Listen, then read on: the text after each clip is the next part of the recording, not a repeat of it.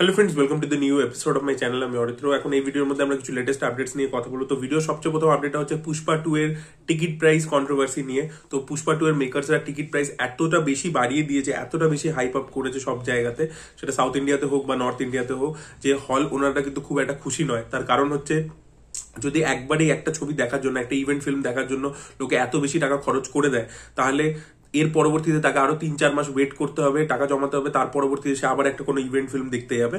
ঠিক আছে, এতটাই বাড়িয়ে দিয়েছে। তো সেখানে তারা মাঝে অন্য যে ছবিগুলো আসবে সেগুলোকে অ্যাফোর্ড করবে কি করে, এটাই আর কি হল মালিকরা বলছে। তো কোথাও গিয়ে এই মাল্টিপ্লেক্স কালচারের জন্য অলরেডি প্রচুর দর্শক কিন্তু এখন হলে আসা বন্ধ করে দিয়েছে, এবং সেখানে এরকম একটা মাসি ছবি পুষ্পা, যেখানে একটা মাস ওরিয়েন্টেড ছবি, সেখানে যদি দর্শকদেরকে আপনি আটকেই দিচ্ছেন টিকিট প্রাইস এতটা বাড়িয়ে দিয়ে, দর্শকদেরকে আর ওখানে আসতেই দিচ্ছেন না, পৌঁছাতেই দিচ্ছেন না, তাহলে কতটা ক্ষতি আর কি। তো এই জিনিসটা হচ্ছে। এবং আন্ধ্রা তেলেঙ্গানাতে এত বেশি বাড়িয়ে দেওয়া হয়েছিল, সেখানে কিন্তু দর্শক কিন্তু প্রোটেস্টও করেছে কিছুটা লেভেল অব্দি, অনেক টিকিট কিন্তু কাটেনি। তো তাই জন্য তারপরে কিন্তু মেকার্সরা কোথাও গিয়ে একটা মানে গভর্নমেন্টের সাথে কথাবার্তা বলে একটা কোথাও গিয়ে একটু কমিয়ে একটা সেট করেছে আর কি। বাট নর্থ ইন্ডিয়াতে তো কিছুই চেঞ্জ আমি দেখতে পাচ্ছি না, প্রচুর টিকিটের প্রাইস করে দিয়েছে আর কি। তো আপনাদের এই বিষয়টা নিয়ে কি মতামত অবশ্যই জানাবেন। ভিডিওর পরবর্তী আপডেটটা হচ্ছে সানি দেওলের আপকামিং ছবি জাটকে কেন্দ্র করে। তো এই ছবিটা টিজার কিন্তু একটা 1.5 মিনিটের টিজার আমরা কালকে পুষ্পার সাথে অ্যাটাচ দেখতে পাবো, যেহেতু মাইত্রী মুভি মেকার্স এই ছবিটাকে প্রডিউস করেছে, জাট বলে ছবিটাকে। তো এটার কিন্তু টিজার কালকে অ্যাটাচ থাকবে পুষ্পা 2 এর সাথে। তো দেখা যাক টিজারটা কিরকম হয়, এবং সানি দেওলের যে অ্যাকশন আফতারটা আছে সেটা গোপীচাঁদ মালিনী কতটা ভালোভাবে প্রেজেন্ট করে। গোপীচাঁদ মালিনী কিন্তু ভালো ডিরেক্টর, তার কিন্তু ক্র্যাক বলে রবি তেজাকে নিয়ে ছবিটা কিন্তু বেশ ভালো একটা ছবি। ভিডিওর পরবর্তী আপডেটটা হচ্ছে বিজয় দেবরকোন্ডাকে কেন্দ্র করে। তো তিনি শ্যাম সিংহ রয় যে ডিরেক্ট করেছিল রাহুল, তার সাথে একটা ছবি করছেন VD14 যেটা। তো সেই ছবির মধ্যে আবার বিজয় দেবরকোন্ডার অপোজিটে আমরা রাশ্মিকা মান্দানাকে দেখতে পাবো। তো এটা তাদের থার্ড ছবি হবে একসাথে। প্রথম ছবিটা তাদের ব্লকবাস্টার হয়েছিল গীতা গোবিন্দা, তার পরবর্তী যে ছবিটা তারা করেছিল ডিয়ার কমরেড, সেটা বক্স অফিসে সাকসেসফুল হয়নি, কিন্তু কোথাও গিয়ে ক্রিটিক্যালি অ্যাক্লেমড হয়েছিল। তো দেখা যাক থার্ড ছবিটা বক্স অফিসে আবার সফলতা আনে কিনা।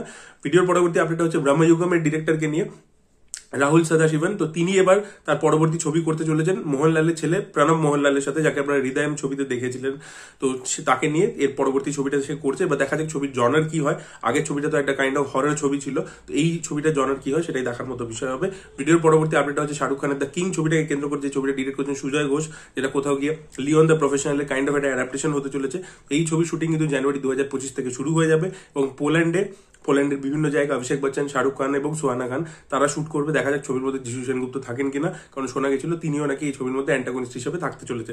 ভিডিও পরবর্তী আপডেটটা সালমান খানকে কেন্দ্র করে। তো সালমান খান এবার আবার one of the best director, যার সাথে তিনি কোলাবরেট করে বজরঙ্গি ভাইজানের মতো ছবি দিয়েছিলেন, ইকথা টাইগারের মতো ছবি দিয়েছিলেন, কবির খানের সাথে আবার তারা দুজন একসাথে কোলাবরেট করতে চলেছে। এটা আগেন একটা অ্যাকশন জনরার ফিল্ম হবে।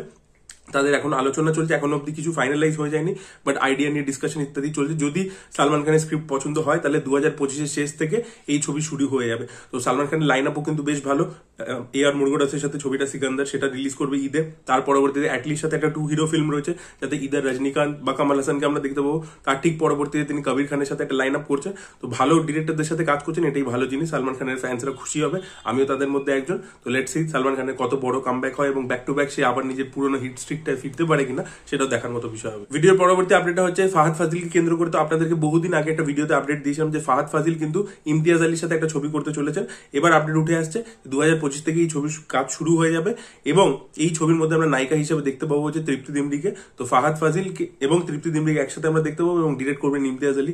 এবং তৃপ্তি দিমরি কিন্তু অভিনেত্রী ভালো, লায়লা মজনুর মতো ছবিতে, বুলবুলের মতো ছবি, কালার মতো ছবি, ওই জোনটার মধ্যে যখন তৃপ্তি দিমরি অভিনয় করে এবং ভালো ডিরেক্টররা তাকে ডিরেক্ট করে, তার পারফরমেন্স কিন্তু খুব ভালো বেরোয়। রিসেন্টলি সে একটার পর একটা কমার্শিয়াল ছবি লাস্ট 1 বছরে পর পর ব্যাক টু ব্যাক করে গেছে, যে কোথাও ওই কমার্শিয়াল ঘটনাটার মধ্যে কিন্তু তৃপ্তি দিমরির অভিনয়টা কোথাও গিয়ে সেট হয় না, কিন্তু এই ধরনের একটু ডিফারেন্ট কাইন্ড অফ ফিল্মে সে কিন্তু ভালো পারফর্ম করে। এবং আমার মনে হয় ইমতিয়াজ আলী তো নিজের অ্যাক্টার্সদেরকে খুব ভালো করে ইউজ করতে পারে। তো সেখানে গিয়ে আমার মনে হয় তৃপ্তি দিমরি আবার একটা ভালো পারফরমেন্স ডেলিভার করতে চলেছেন। এবং ফাহাদ ফাজিল, যে আগেন খুবই বড় একজন মাপের অভিনেতা, তো তিনি যখন ইমতিয়াজ আলীর সাথে কাজ করছেন, আশা করবো দুর্দান্ত একটা কিছু লাইফ টাইম পারফরমেন্স থাকবে। আশা করবো ছবিটা ভালো হবে, এবং এই ছবিটা তার আগের ছবি চামকিলা খুবই ভালো ছিল, বাট নেটফ্লিক্সে এসেছিল। আশা করবো এই ছবিটা হলে আসবে এবং হলে ব্যবসা করবে ছবিটা।